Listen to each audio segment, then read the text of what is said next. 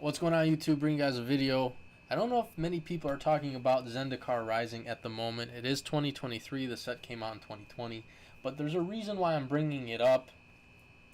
Lord of the Rings is out right now. Seems like there's a set every month to 2 months that WotC's releasing, right? People are going cuckoo bananas over this Lord of the Rings set. I'm not a big Lord of the Rings guy. Never really got around to watching the movies, so I haven't really bought into the hype or the product myself, but I could be one of few there. It's okay. Zendikar Rising, however, this is a set where let's hypothetically say you like to draft in a limited format. That's kind of your thing. You have a group of buddies you like to draft with. You guys gather around, you crack a box, everyone has fun. Now, as you can see, the prices in this set, pretty standard stuff. You got your top 3, 4, 5 cards in the set that are in about double digits. Here you got Seagate Restoration as the highest card in the set, a couple other cards, and then it kind of goes down from there. You might have maybe one, no commons to note. You got a couple uncommons in this set, Malakar Rebirth and Balaged Recovery. One's $4, one's $3. So typical standard stuff.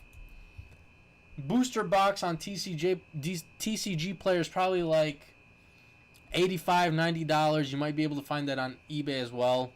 Usually eBay is maybe a couple bucks more, but let's call it 90 flat, okay? Because you still got to consider taxes and shipping. Let's call it $90 flat for a box. You open.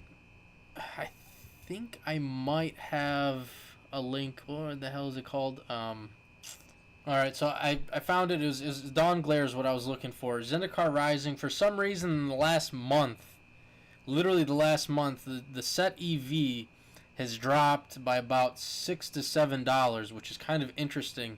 And I'm going to go back to MTG Goldfish in a second to see if there's something we can find out there. But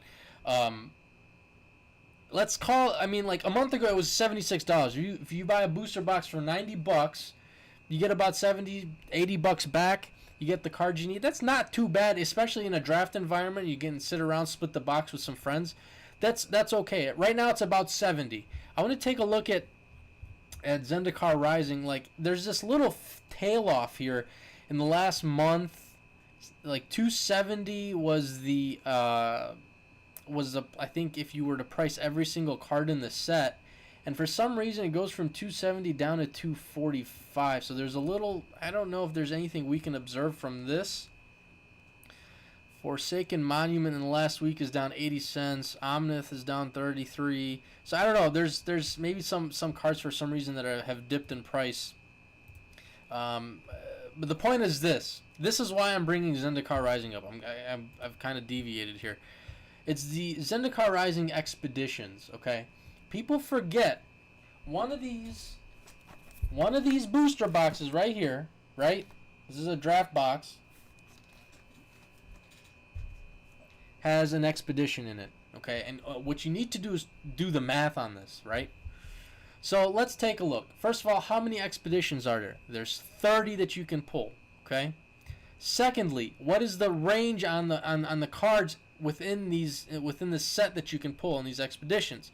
Well, right now you're looking at $75 for an Ancient Tomb and as low as $284 for a Creeping Tar Pit. Wide range. However, let's do some math. Let's bring a calculator out here, right? So if you wanted to pull, let's say, something in the realm of $20, if we're going off of set EV like we saw in Dawn Glare, $70 plus 20 would make it 90 to get your money back, right? Your money's worth.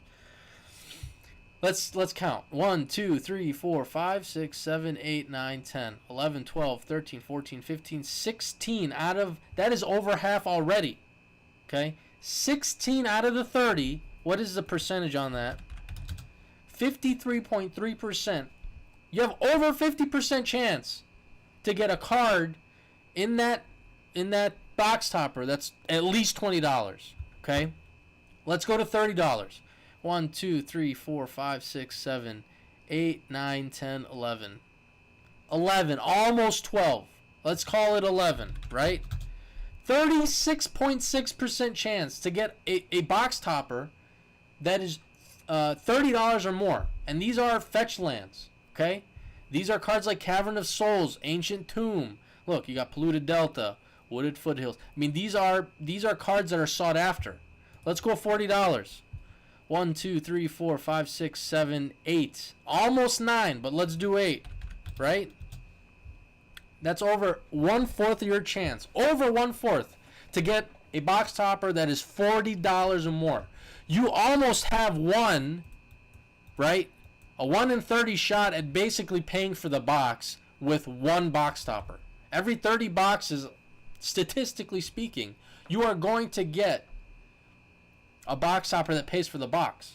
I mean, I've got some Zendikar Rising booster boxes right here. This is the set. If I were to spec on anything right now, right, from a statistical, mathematical standpoint, because there's so much crap out there now that they keep releasing. Who wants a box that I don't freaking know? Dominaria Remastered. You know what kind of box toppers are in that? 20 cents. Who wants to spec on a set like... I don't freaking know, man. I was going to make fun of Streets of New Capenna. But that, for me, is almost a spec as well, because there's that Ikoria feeling to it with those triomes, right? You got those 5 lands that are 3 colors apiece, and they're undervalued right now. They're all under maybe $10. The Ikoria triomes are like closer to 15, some closer to 20. So I feel like depending on how many boxes they printed for Streets, there's a chance that that's a spec as well. But let's go back to Zendikar Rising. I feel like the math here makes so much sense. Like, if you want to crack a box from 2-3 years ago and you want to find something that has some value to get some of your money back at least, this is the box right here. I think Zendikar Rising is slept on. I think it is a sleeper product right now. If you're finding boxes like $80, $90, I would scoop those up and I would sit on them and see what happens, because you're getting fetch lands in these things. You're getting Cavern of Souls. What else can you pull? I mean, we haven't really looked at the list. Strip Mine, Horizon Canopy, Morphic Pool. These are some of the ones that... Luxury Suite. These are some of the ones on the lower end. But again, all 10 fetch lands are in this. I think Windswept Heath, Verdant Catacombs. Is Verdant Catacombs the cheapest one? 1, 2, 3, 4, 5, 6, 7, 8. What am I missing? Oh, Arid Mesa and Marsh Flats. Those two are sitting at 25. But I think the one flaw, if there's a flaw in this at all, okay, the one flaw in this specifically, and that would maybe slightly drop any of the prices down on any of these cards, would be the 5, I can't remember what they call these fetch land, enemy or whatever, friendly or whatever the hell they call them. The Wooded Foothills, the Polluted Delta, the Bloodstained Mire, Flooded Strand, and Windswept Heath. Those 5 fetch lands are due for a reprint probably within the next 2 years, if I had to guess.